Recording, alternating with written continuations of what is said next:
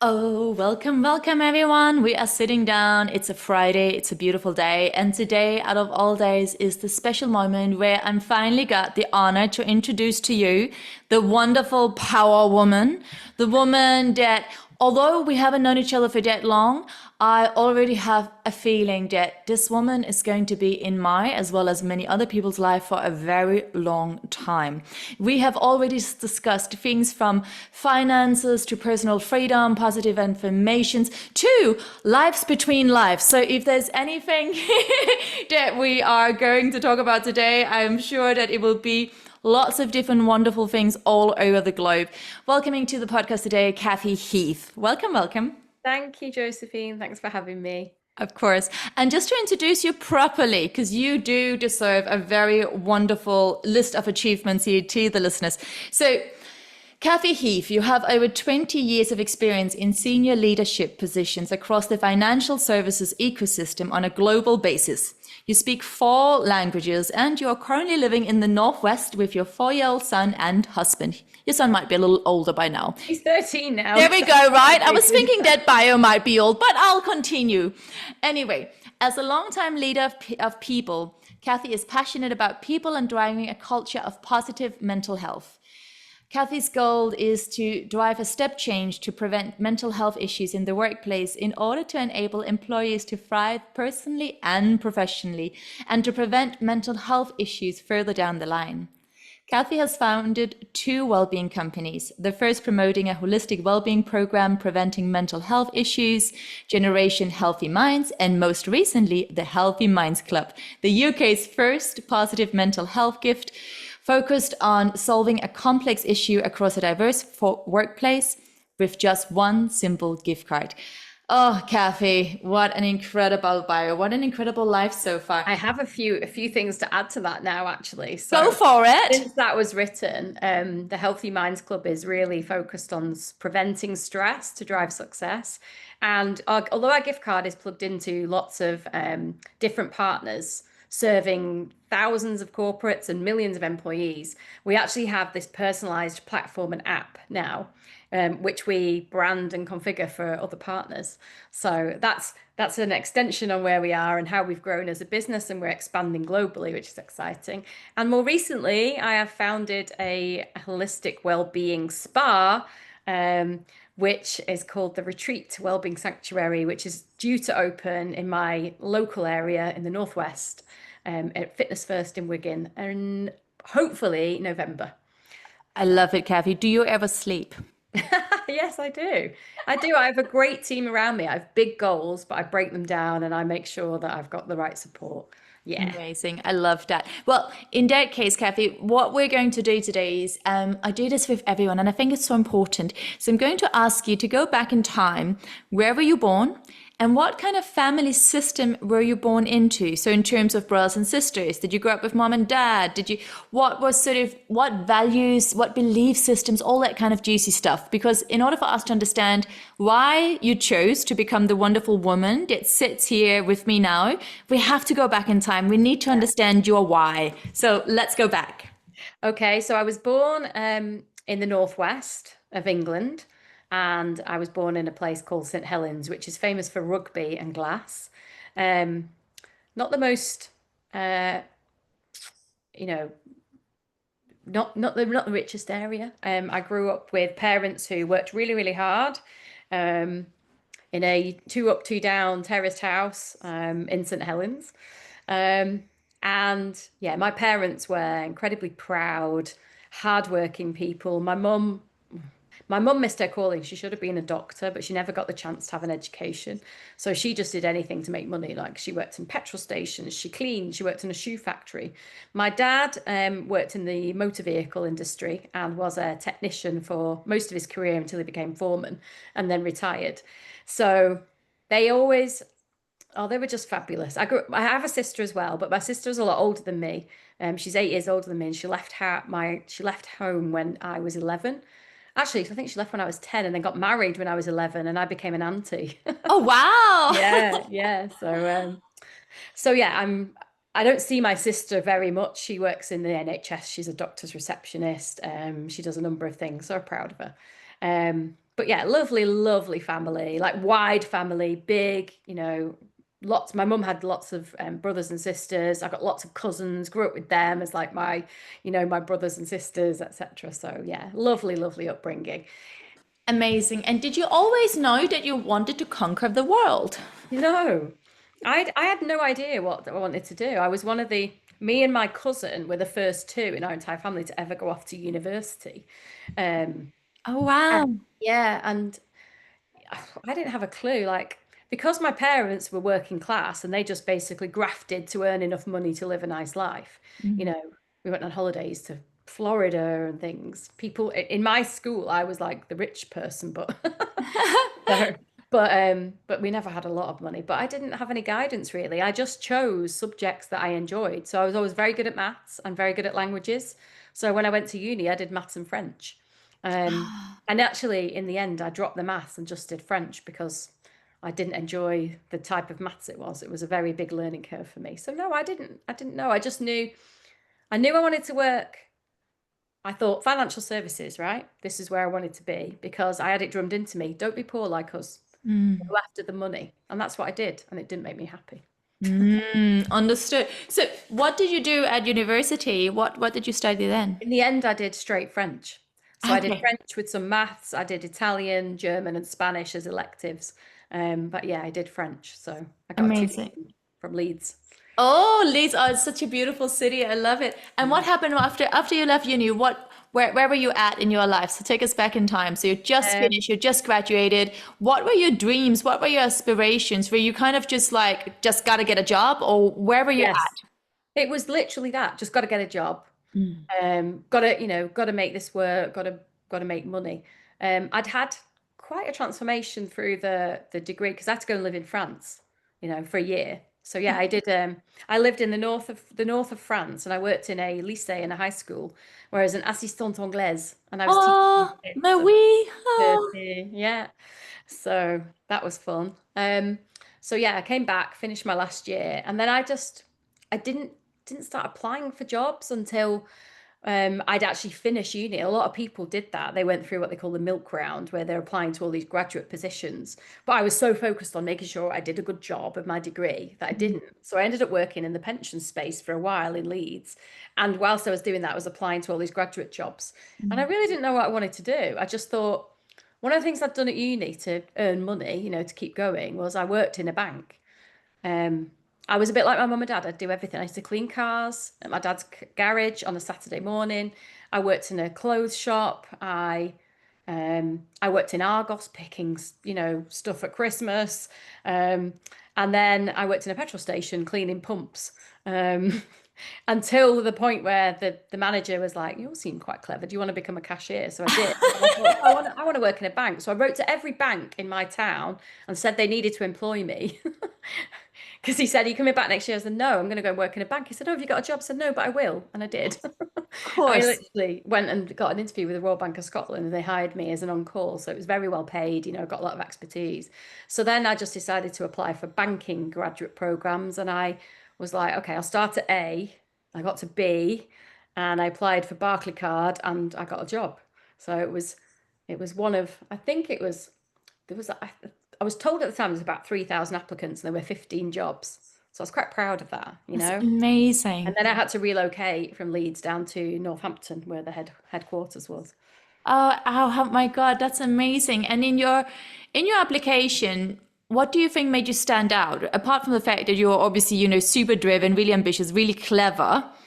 In your application, do you remember, had you written something special, or was it just that, your colleagues, people had also put in a good word for you? What do you think made you stand out? I think it was two things. One was the fact that I already had experience in a bank, and I obviously told them about that process of getting the job, so that was a tick in the box already, retail banking experience. But the one thing I remember through the assessment centres was my leadership ability. So I remember we were in a group of four and we were given this task and it was very clear from the start. I was the leader and I was like, okay, so what does everybody think we need to do? And they were, what is everyone willing to do? Well, I'm going to do this. I'm like, okay, brilliant. Right. So, and I'll take this. And then we worked together and it was me that brought it to a conclusion. So I think it was that. I didn't have a clue I had any leadership qualities. I didn't know. I love that. Oh my God, I love that. And it's so true. It's so true of all of us. I think, so often what we ourselves take for granted. Someone else from the outside will be like, well, you're a natural leader. And you're kind of like, this little thing? Isn't this what everyone does, right? And then, of course, Yeah. you start growing up in life. And it's interesting because I just had a chat with my mom today. Funnily enough, I'm looking into getting a second mortgage on another flat, blah, blah, blah. Long story short. But the point is, it's that thing of you don't know until you know. Yeah. And it's just that straightforward. And sometimes it's a really, obviously it'd be great to understand ourselves even better at an even younger age. But in the end of the day, it's what makes life exciting as well, right? Like there's something really beautiful and innocent about not always knowing all of our qualities, right? So anyway, back to you. So with that statement going, I didn't even know I had it in me. I didn't know I was a natural leader. When do you remember, as you recall, when you're thinking back, when was one of the first time you actually understood that you are?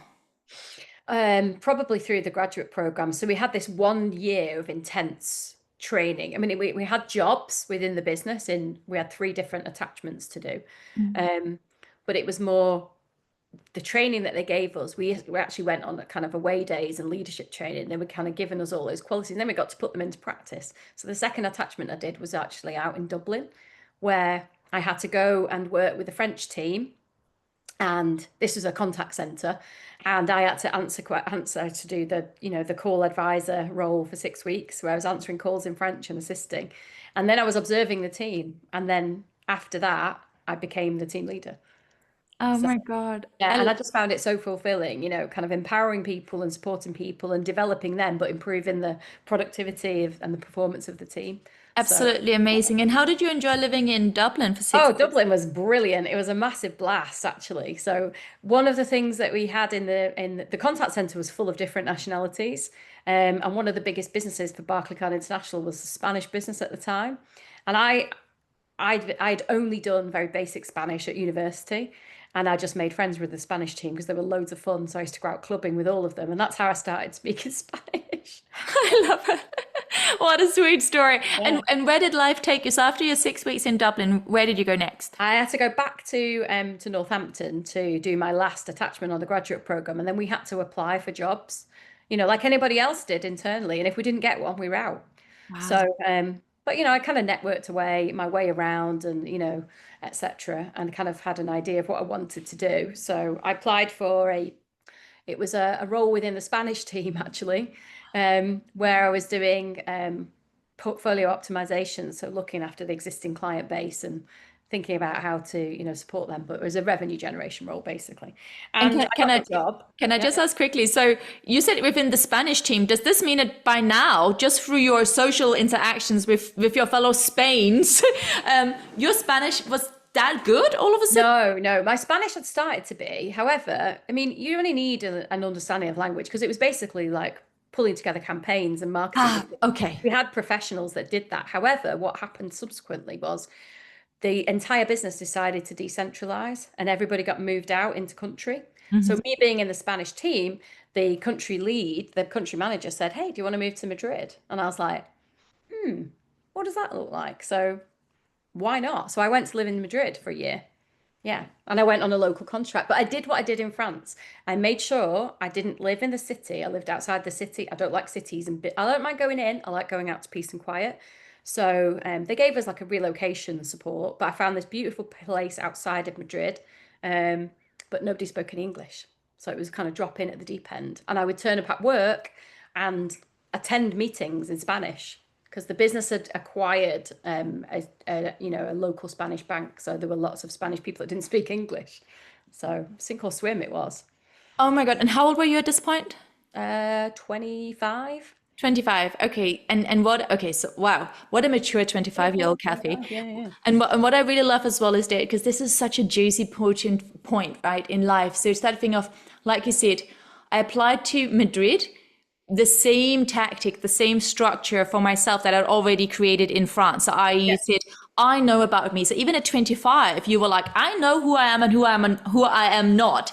I like to dip my toe into city life, and then I immediately, whenever I want to be. Everyone thought I was crazy. Like, why are you not living in the city? And I was like, I've got a car, I can go where I want. I've got a, 2-bedroom apartment with lots of space, Right. and a swimming pool. I wouldn't Yeah. get that in the city. Absolutely, but I think this is such a vital point because again, I mean, as we both know, the beauty, the wisdom is in the detail. It's in knowing oneself, and the fact that at 25, you already had such a strong inner knowing that you were, that you absolutely were not doubting. You were like, this is who I am. This is how I'm going to set it up. And this is such an important thing because quite often, whatever it is we want to change in life, actually, I just interviewed a friend of mine from the Royal Danish Ballet the other day, and he's now standing on the edge of opportunity, but also in a big place of transformation because after 32 years at the Royal Danish Ballet as a dancer, as a principal, he's now facing being, well, he's going to be a pensioner, right? So a pensioner, when you turn 40 legally, you are no longer allowed to Oh, be a wow. principal, right? So of course, him being him, he'll still do stuff with ballet somehow, right? But my point was, he was there going, oh, I hope I'll stay curious. I hope I'll be able to still sort of live in the way that is right for me. And it was exactly what we just talked about, Kathy. I was like, but Alex, you are curious at heart, and you are a driven person at heart. That won't change just because the ballet school or the theater isn't there anymore in the way that you're Yeah. used to. Like outer circumstances can change, but we are who we are Yeah. as long as we honor that, right? So I just wanted to highlight that because that's a really juicy point. So 25, you were like, yep, I'll say yes to Madrid, but on my terms. And I loved Yeah. it. Okay, so Kathy, digging in the deep end. So you found yourself there in these Spanish meetings, all of a sudden having to really catch up on your Spanish. Yeah, no, exactly. So I was able to learn really quickly though because of the deep understanding I've got of French. And actually, I do think I was Spanish in a past life because I feel, even though the quality of my French is much better, I feel much more comfortable speaking Spanish. And, I feel more of an affinity with the Spanish people. They're just, They're really warm. friendly, positive, warm. Yeah, like, they don't worry too much about the rules. Sometimes that can be frustrating, uh, especially when you're driving. They don't follow lane discipline. But but yeah, I love living in Madrid. And, I do want to live in Spain eventually. I want to split my time between the two. Um, I actually recently had a place in Spain, but um, yeah, I'm gonna buy again in Spain. I love it. It was just, yeah, really showed me. I don't think I'd live in Madrid though. It's too hot. I love this, Kathy. Oh my God, I love this. I love this sort of infinity that you definitely have with Spain and this sort of previous life experience. So it feels like there's a deep sense, like you said, you used the word familiarity, like the sense of coming home. Yes, for Yeah, sure. Yeah. totally But the understand. only reason I came home was because I was lonely, and I missed my family. And at the time I was single, I didn't have any children, so yeah, that's why I came home. And I actually met a guy on a plane before I moved out there. So yeah, I went back to be with him. I didn't marry him though. Oh wow. And throughout that year that you were in Madrid, did you stay in touch with him? Was that the Yeah, whole thing? yeah, So you no, stayed in we touch were with back him and forth. I back was and back and forth? forth to the UK anyway for work. Yeah. He was back and forth to visit me, etc. Ironically, he actually lived in Madrid when we broke up years later. Isn't life hilarious? I And know. it's and right, and had it not been for that guy, Kathy, you probably wouldn't have moved back that year after because knowing everything that I know about you, like you're so driven and you're so ambitious. And at 25, I think you're probably on fire.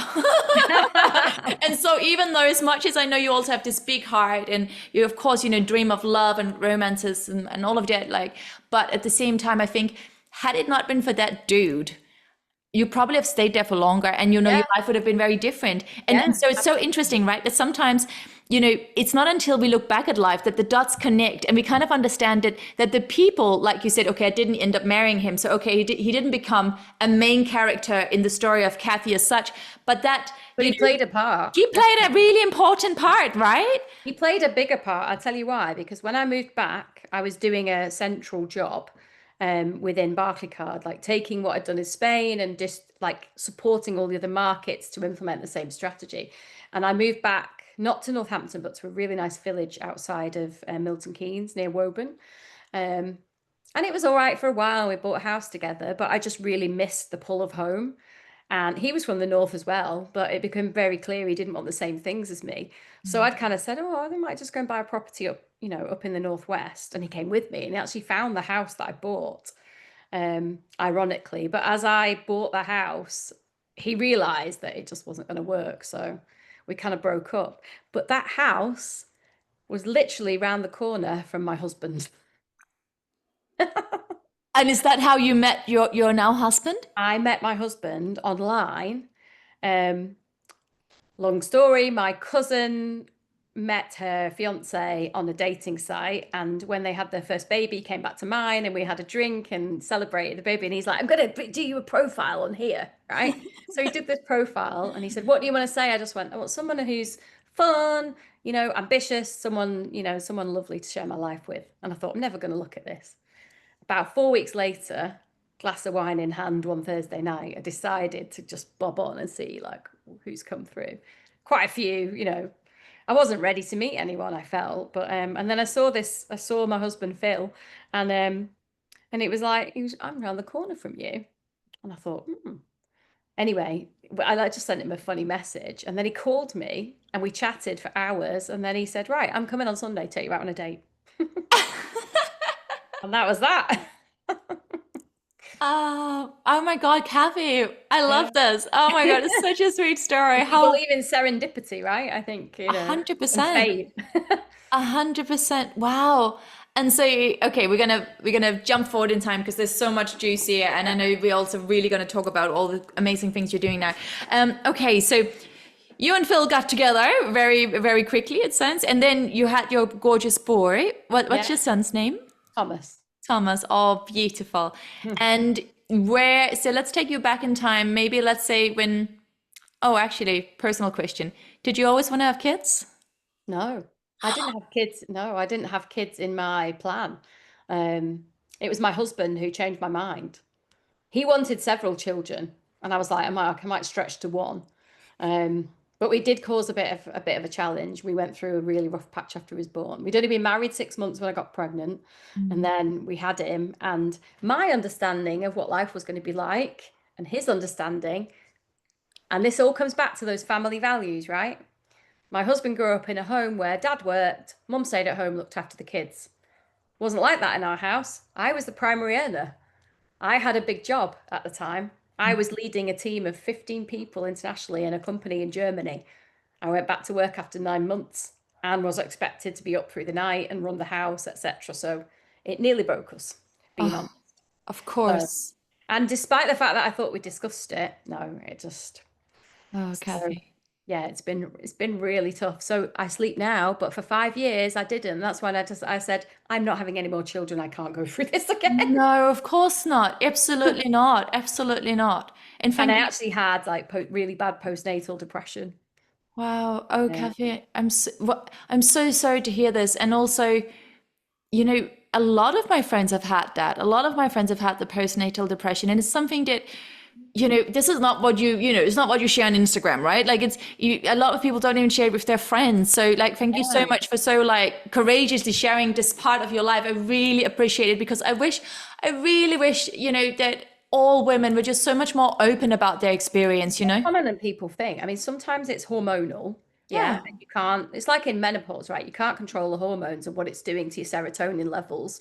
But then it's the environmental side around lack of sleep. I mean, it's a form of torture in other places. of course You it know? is. Yeah. And then I think the other thing is, it's that mindset thing of becoming a mother. And actually, my husband had quite a few challenges. I just felt like a failure.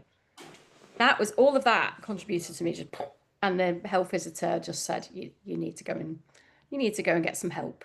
So I did, and I felt a lot better. And my mum was my saving grace because she said to me, if you have to come here every day and go to sleep while I look after him, you'll survive. And I was like, someone's got me. Oh my God, amazing. Well, big shout out to your mom. That's really wonderful. But what a journey. So, okay, so you went into that. You going to get help. And I hope it's okay me asking you this. What did that look like? Was it a therapist? What was this? What kind of Oh help no, I did you just went get? to the GP, and the GP recommended some antidepressants. Um, yeah. So that was the help you were getting? Yeah, yeah, that helped. At the time, I didn't know anything about counseling or therapy. I didn't even think about it. I wasn't educated, and they never offered it. So I just took the medication, but I did feel better. Yeah. So I think clinically there was definitely, they do this thing called the Edinburgh scale where they'll do like a proper assessment, and I was clinically depressed. So Yeah. yeah. So yeah, no, it helped. It was fantastic actually. And again, like, just, just have to pause you for a moment and just sort of like give you a virtual hug and thank you so much for sharing this, because also I think, from a few moments ago, you just mentioned that thing. You said, I felt like a failure, right? So you had a child, like your body literally just went through the biggest fucking, sorry my language, transformation ever. And then the words that you helped, you shared was, I felt like a failure. And again, that's just, it's so powerful. And I'm so sorry that this was your experience, Kathy, but thank you so much for sharing it, because so many women out there, I think so many women, they get pregnant and they expect to feel amazing afterwards, right? It's like, oh, it's a miracle. And then when you don't, there's all this shame. So you have this like shameful experience, right? And everyone else is really happy for you. And you're like, and they expect you to be like super happy. And I had a terrible pregnancy, a terrible birth. right. And then he didn't sleep and he had reflux and he cried all day long for 13 weeks solid. And I was like, I'm losing my mind. This is horrible. Can I send him back? Oh my God, bless you. I really sympathize with you. I'm so sorry, but thank you so much for being honest about And he this. didn't sleep, honestly, he didn't sleep for 5 years. So one of the reasons was he had this silent reflux. And the doctor kept telling me it was colic. And then one day I thought, right, enough's enough. And I took him to a children's hospital in Liverpool called Alder Hey. You might have heard of it. And I went to the A&E and I said, there's something wrong with this child. Fix And they him. went, yeah, there is. He's got reflux. Here's some medication. Wean him early. Different baby. I started to enjoy him then. Oh my Yeah. God. And so I weaned him at the 17 weeks. Usually you do it a lot later than that, but he loved his food and actually he's always been a good eater. Oh my God, amazing. Okay, Kathy. Well, again, as we both know, now looking back, you going through that experience obviously must have been a huge you sort of igniter for what was to come, for what you decided to do with your life going forward, right? So after those 5 years, talk to us. What did you decide to do? Where were you at? I think for a long time, I just carried on like doing, the big graduate thing, progress, get to the next job, the next job, next job. And my mum set me a goal. She sat me down and she said, she's in the other room. She's probably listening. Oh, She said, kisses to mom. yeah, they've just arrived. She said to me, oh, don't expect to earn over 50,000. And I said, right, okay, thanks, challenge accepted. So that was I was like, right, she set me a goal. So I progressed really quickly and I hit that in a few years. And then, just carried on kind of going up the ladder and then, hitting six figures.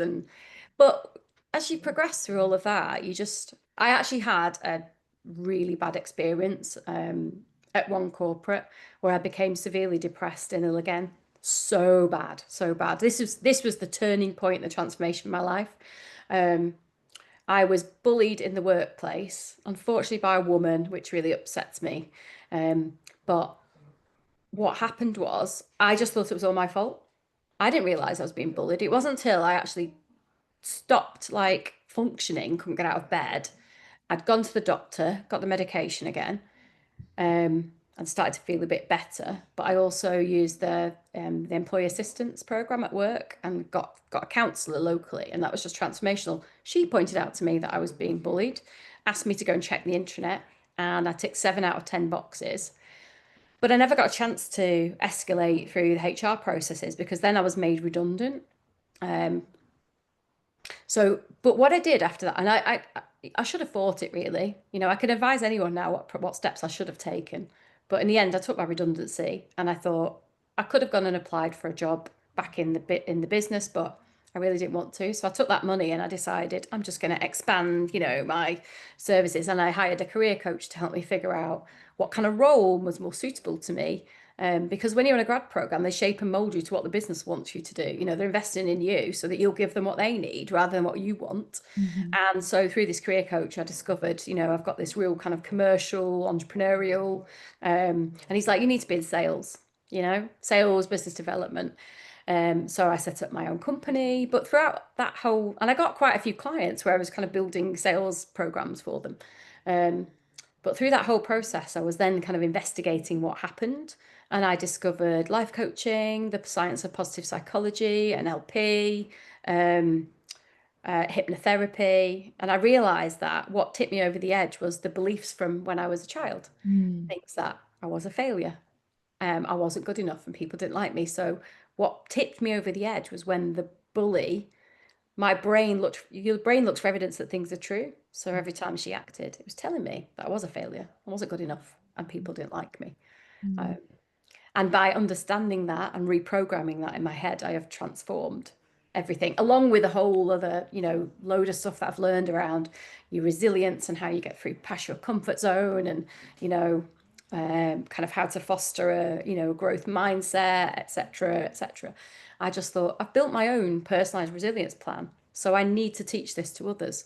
But it took me a long time to have the courage to leave that big corporate space. And actually something happened that I don't think I probably wouldn't have had the courage to do it. I had a big job at Citibank as the VP of International Sales on the prepaid services division. And throughout that role, the business was sold to a German business called Wirecard. And Wirecard died a death just after COVID through a huge global scandal. The CEO and the COO had been siphoning off money, and the auditors hadn't picked up that there was a black hole in the balance sheet to the tune of 1.9 billion euros that was supposedly sitting in an account in the Philippines, and it wasn't there. So COVID 2020, worked all the way through that, really busy, you know, building this, you know, with the 6-figure job I had, and trying to homeschool my child at the same time, and nearly burned out. I was so tired. June 2020, the news hit and the company became insolvent overnight.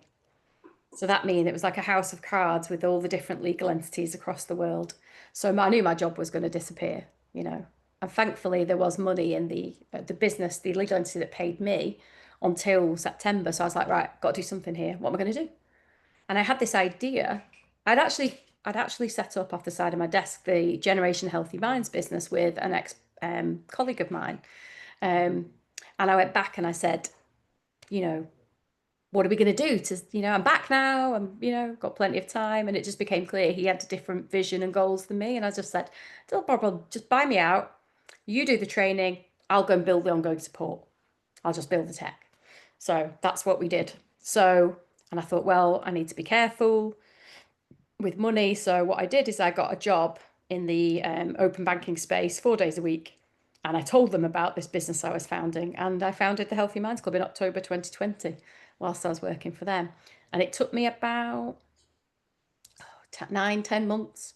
And I said, and I dropped my hours down and my days, and I just said, no, I need to focus on this business now. So that's where we got to. And I've actually just founded that other spa, so which is a whole other, that was the original vision. I wish I'd had the courage to do that first, but I didn't. It was outside my comfort zone. I didn't think it could be funded properly. I didn't know the first thing about how to do it, but slowly using my own, well, I have had several coaches. I can't recommend coaching enough to get me to this point. But yeah, just finally going to make it happen. My God, all amazing, Kathy. Let's just, if you don't mind sharing with us, what I really loved was that point where, you know, one of your coaches, I think, or someone pointed out to you, you're being bullied. And, you know, like you said, it wasn't until I literally could not get out of bed. And then she pointed that out that I was like, you know, then I Googled it and you're like, damn, there's something about it, right?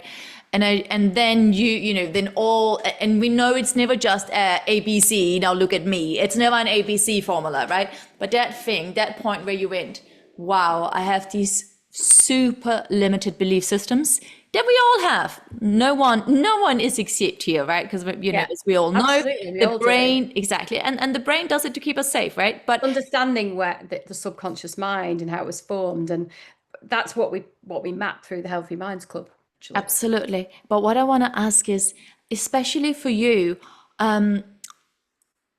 when you found the ones that were really juicy for you, because I do it in my own life and I do it with clients all the time. But I always find like it has to be, it's so specific because it's such deep work in finding the ones that really ring true for you, because you and I could do this exercise now, and the ones that used to be the ones that really triggered you probably won't trigger you today, but there'll be something else that triggers you, right? And so what were some of the methods that you used to find the ones that were really juicy for you, where you were like, yep, I'm noticing I'm having a physical experience when I even say this sentence, which is I'm a failure, for instance, or I'm not worthy, or I can't do it, or whatever it is. Just give us a memory, give us an experience. So when I went to the life coaching, it was like a 2-day course that the coaching academy ran. That's where I met my life coach, actually.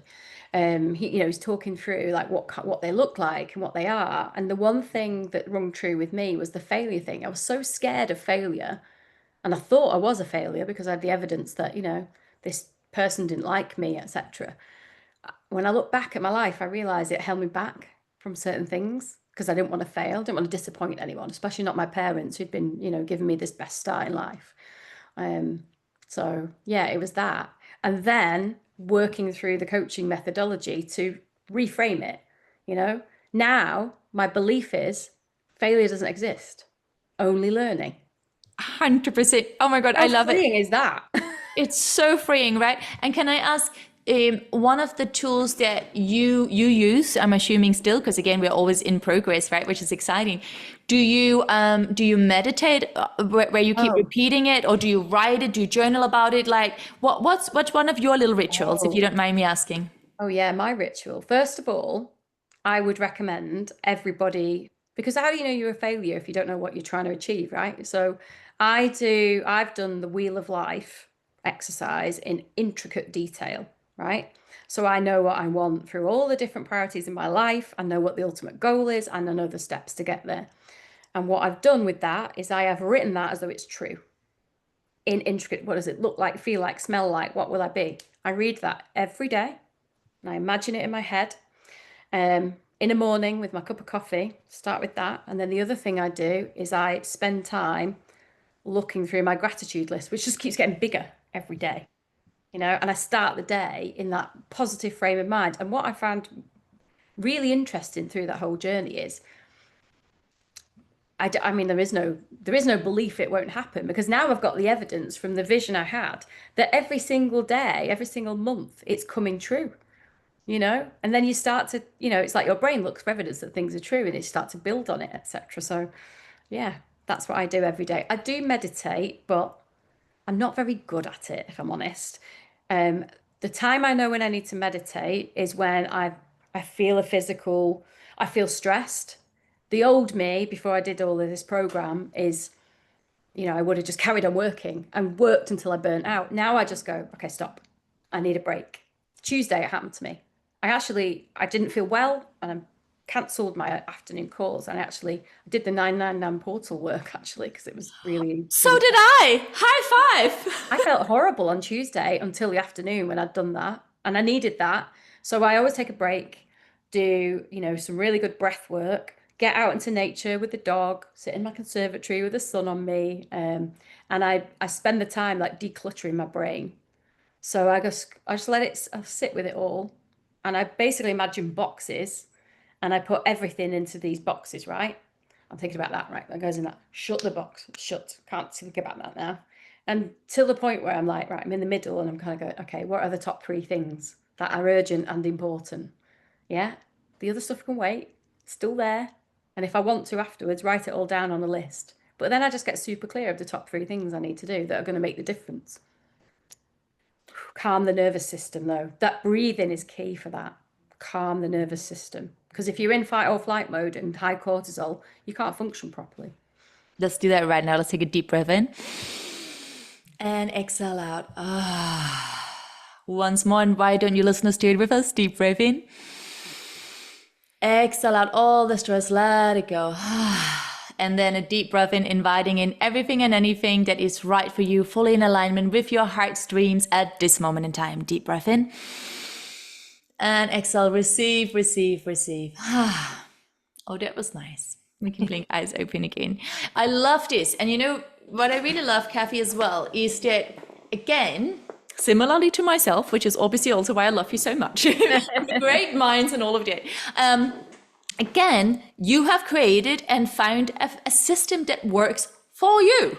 So again, listeners out there talk about this all the time. I also have, for the last 2 years, I've always had a gratitude practice, but it would sort of be on and off. Every now and then I would write it down, but every day I would talk about it and think about it. I was very conscious that words are spells. We spell it out into life, right? And it does become our reality because, but then about 2 years ago, I realized, I was like, okay, I know that just like everyone else, I have a very, very highly active mind. And now I also know that everything that my mind is telling me, I know for a fact that that's not reality. I know for a fact that 99% of what my mind wants to tell me is just to go, hey, have you thought about this? Because otherwise life might be scary and we may die, right? I know that my mind is actually on my side trying to make me feel safe. However, I know that there's a lot of stuff that is really not of benefit. And then instead of sitting there going, okay, well, I must just try and breathe it out, which at times can be really helpful, or I must try and meditate. And yes, I notice all the thoughts, but I am not my thoughts. Didn't really work for me either. And then I was like, oh, how about I just go, well, I'm going to be thinking anyway. So I might as well just write down absolutely everything I can think about that actually makes me feel good to the smallest detail. So I would just, and I still do every day, and sometimes it's in the middle of, I'll be on the tube and I'll be like, oh, important moment. And I write down stuff that I'm grateful for, not stuff that I think I should be grateful for, but things that because that's the juicy point again, it's a physical experience. So today, for instance, on my list, 100%, because you can hear how passionate I am, 100%, I'll be like, thank God Kathy had time to do the interview. So that will definitely be on my list. But you see what I'm saying? I could also have written down, grateful for the sunny morning. No, that's not mine today. But the Kathy had time to go on the podcast. Yes, big yes, right? And then whilst you're in it, other things will pop up because, again, like you said, the brain always gives us more of what we're already thinking of, right? Yes. It literally is like a Google search bar. And just like you, Kathy, I now have a 2-year list on my phone, just in my notes, date by date by date, of things that I feel really happy about, proud of, happy for. And also, my loves, listeners out there, it can, not limited to, could be something big, could be something small. Sometimes it's, my tenant just paid me a year's rent. That's very lovely. Of course, I'm super grateful for that. But sometimes it's also just that I'm so grateful that I said no to that thing that I don't really want to go to. Yes. Both of those are mega big and powerful. Yeah, and they are. Both of those are, just like you were saying, Kathy, demonstrating, creating an evidence base. Now we're working with our brain, with the brain that I have, with the brain that Kathy have. Your brain believes what you tell it. 100%. And so we have to create a system that actually continues to give us evidence. Like, look, I can do this. And sometimes I'll go back and I'll be like, maybe I'll have a goal of something and I'll be a bit like, oh, but can I do it? And I'll write it, like you were saying, I'll write it in my evidence list as if I've already done it, I've already achieved it. And then sometimes it's so lovely to go back and be like, ooh, 3 weeks ago, I was a little nervous about that. And then you go, but I did it, like keeping that evidence list and keeping it going, especially on the days where you're noticing, like everyone else, maybe you're a bit burned out, maybe you're overdoing it. And when we're overdoing it, your brain will always be like, oh, emergency, let's think about everything that could go wrong, And in those moments specifically, get that phone out, just give yourself 60 seconds, 2 minutes, just write down, like literally change the focus. Just place your focus into that, Google search bar that goes, what is going well in my life right now? And even if you're not immediately feeling it, you will be after you've written down a few moments. Oh, And I love think when that. you become more self-aware, you learn how to do that, and you know that what signals your body are telling you. So if you're feeling anxious about something, okay, like where does that relate back to, and what can you do about it, and what can you do to change it, you know? And I think the other two things I wanted to add was in my gratitude list, I always have positive affirmations, which kind of contravene the beliefs I had before. But one of the things, so it's like one of the things I've learned to do really well is, like I said, listen to your body because your gut always tells you. Like I had a situation recently where somebody disagreed with me on something, and I immediately felt anxious. And when I looked in deep into it, I was worried about being bullied in the past and whether this person could do that to me. So I've managed to deal with that and approach the situation and got clarity on it. But the other thing is when we're feeling a bit burned out, and obviously you can do all the things you want around positive affirmations and stuff, but self-care is so key. But self-care has to link to joy. You know, the magic formula to happiness, Tell us. purpose plus joy. Okay, so that kind of goes back. The purpose thing is a whole other conversation around your belief system and your values and whether you're doing what you want to do. But joy, a lot of people go, it's like I read a book once called Happiness is a Real Problem, because it is.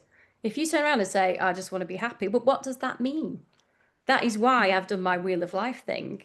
But you need a joy list as well. Like what brings you joy and how have you plugged that into your hourly, daily, monthly, quarterly? Because it's a non-negotiable, that one. If Oh you my want God. to stay, performing at your best and being the best version of you.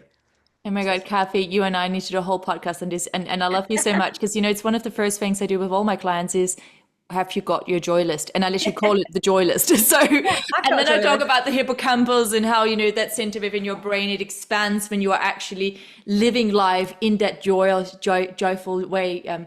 Anyway, enough about it. I'm gonna, just because of timing, and I know you're super busy, so I want to just take us forward into the here and now, Kathy. In the here and now, as you look back over your life with all of the trials, the challenges you've been through, also all the beauty, the joy that you've experienced, with everything that you have conquered outside and inside of yourself, I would love you to share maybe one or two soul messages for humanity. So what would they be? One or two messages where you're like, this is what, at this point in my life, I feel like this is really key. This is key for humanity to hear. I mean, you've already shared a lot, but just whatever. Yeah, I think one of the things is that nothing is impossible. Never set any boundaries because they don't exist, only in your head. So, when you're doing goals, you just need to do a blue sky thought. Like, what does it look like? Don't care what anybody else thinks. That's one. The second one would be go for it. You only live once. Don't let things hold you back. Do whatever you can to go for your dreams. Oh my God, Kathy, I love this so much. And my own personal mantra is anything is possible. So it's just so hilarious. Amazing. Oh my God, Kathy. Kindred spirits. 100% kindred spirits. Okay, so Kathy, where can people find you? How can they join Healthy Minds and whatever else wonderful things you've got going on? And also, where is your spa specifically? Tell us again the name and the place, please. Yeah. So Healthy Minds Club, you can download off the Google or the Android stores. Healthy Minds Club, that's what it's called. Or you can go onto our website, healthymindsclub.com, and you can sign up that way. If it's a corporate or somebody listening and they want to have it for all their staff, we have special pricing. So you just need to contact us on the website. And the spa is going to be called the Retreat Wellbeing Sanctuary, and it's going to be within Fitness First, one of the high-tech gyms at Wigan in the northwest of England. Oh my God, absolutely. And eventually I'm going to franchise this across the world. I'm going to take this magic formula and take it to the world. 100%, Kathy, listen. There is so much more you coming out there, and the world, on behalf of the world, we can't wait to see you and meet you and greet you. Thank you so much for your time. It's been a pleasure. Thank you. Thank you, darling.